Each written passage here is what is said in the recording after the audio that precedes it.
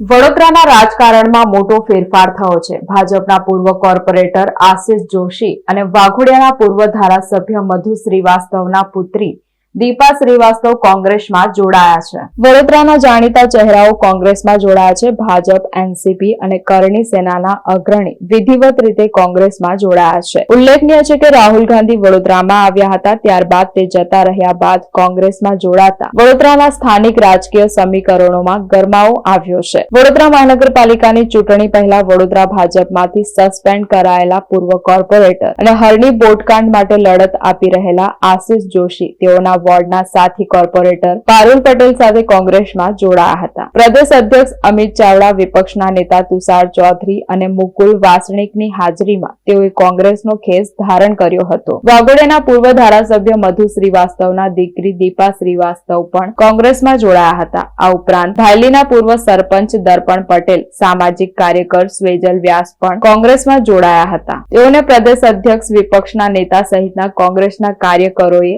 આવકાર્યા હતા।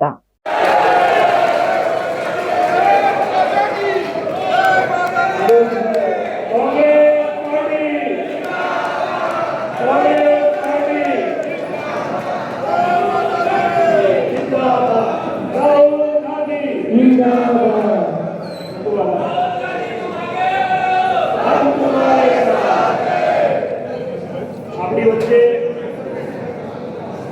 હરની બોટકાંડના પેરેન્ટ્સ પણ બેઠા છે, જેના માટે આપણે લડાઈ લડીએ છીએ। બધા બેસી જાય, બધા પ્લીઝ પોતાના સ્થાન ગ્રહણ કરે। પાછળ દીદી બધા બેસી જાઓ।